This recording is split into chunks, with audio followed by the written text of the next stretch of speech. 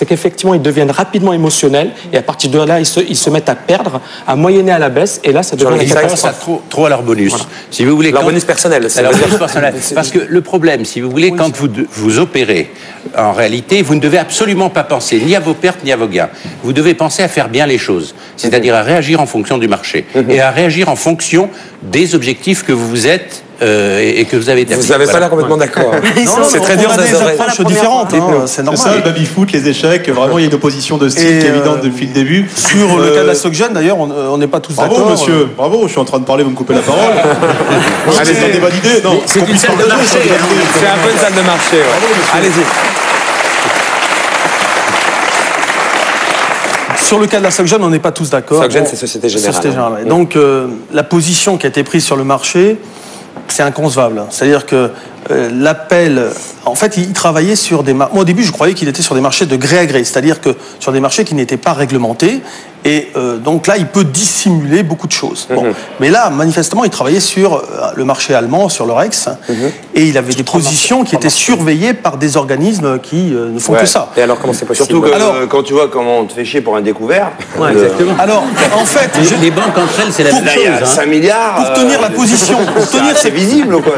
Non, mais attendez, vous allez voir. Pour tenir cette position... Donc 5 000 euros, 5 milliards, c'est comme un petit sac, un gros sac, une maison, un château. Pour prendre cette position, d'après moi, on lui a réclamé dès le départ, enfin, lorsqu'elle a été prise dans son intégralité, on lui a réclamé rien que pour prendre cette position. C'est-à-dire en dehors des gains ou des pertes qui étaient susceptibles d'arriver. Il a misé, quoi, ça revient à dire ça. Ouais, il a misé entre 3 et 4 milliards pour prendre une position de 50. En gros, c'est ça l'effet de levier.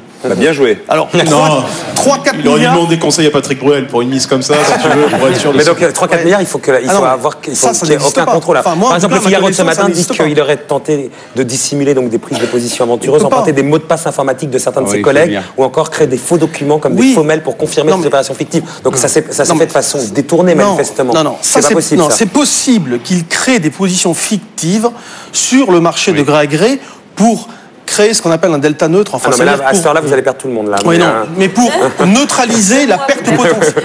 Non, mais il crée des positions fictives. Et en ce moment, il y a une série sur Canal Plus comme ça. Il y a une fille qui se met au trade. On peut confondre là. Mais c'est très simple. Il y a quelqu'un qui achète, quelqu'un qui vend. On crée celui qui achète ou celui qui vend. D'accord. Alors qu'il n'existe pas. D'accord. Exactement. Voilà, ça c'est clair. Alors en fait, c'est exactement ce qu'a fait Lisson en 95.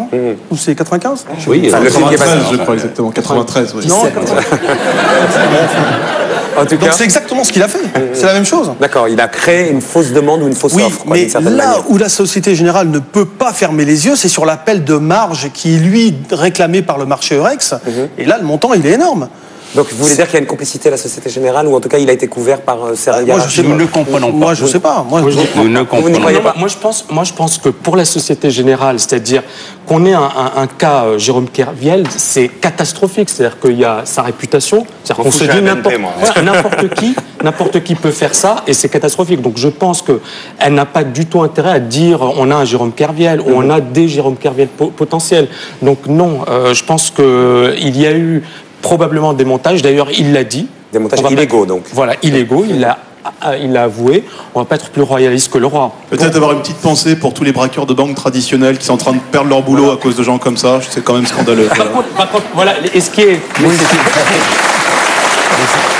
Allez-y, après on va conclure, mais allez-y. Par contre, moi j'ai déjà reçu de la part d'un SocGen en tant que client un petit courrier avec l'augmentation des tarifs pour 2008. Donc ils n'ont pas perdu de temps quand même. Ils se récupèrent d'une certaine manière.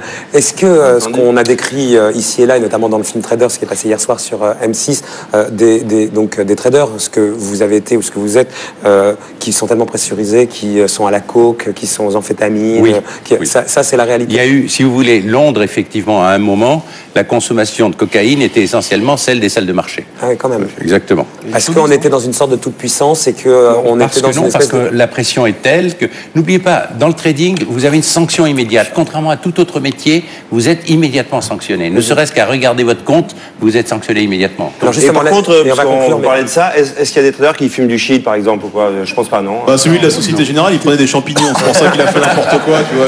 Mais est-ce que, et en terminant là-dessus, un trader, ça peut être sanctionné parce qu'il fait des mauvais résultats? Est-ce que oui, il perd son bonus et il s'en va. Et après, il perd sa réputation. Donc, en fait, il y a une obligation de résultat dans ce métier. Donc, obligation de résultat. D'ailleurs, les bonus sont assis sur les résultats. Je gagne de l'argent. Voilà, généralement, on parle de 5%. C'est officieux. Mais quand on perd 5% du résultat. Quand finalement, donc un trader mise et perd à chaque fois parce qu'il sent mal le marché. Et ben, à un certain moment, c'est pas un bon trader. Il va faire autre chose. Il va faire autre chose. Ce qui est dommage, c'est qu'on juge le résultat et on devrait juger la manière d'y arriver.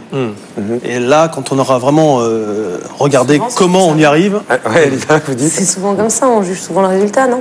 C'est un peu ça aussi, oui, ouais. Mais après, les deux comptent, surtout dans ce métier, parce que en fait, dans une situation, on va se reproduire 100 fois, et puis il suffit d'une fois pour exploser. Et pour conclure, il y a un organisme de régulation et qui surveille de près le métier de trader ou pas du tout? Ça s'appelle l'Ange de Zoé, tout à fait. Oui, il y a les autorités des marchés financiers qui surveillent toute l'activité. Qui surveillent l'activité. Plus la commission bancaire pour les banques. Qui surveille les banques, voilà, il y a des banques et leurs positions. Plus, on ne va pas rentrer dans le détail, mais il existe maintenant des règles, ce qu'on appelle les règles prudentielles, qui sont assez strictes. Merci messieurs de nous avoir éclairés ce soir dans la joie et la bonne humeur. Merci à vous.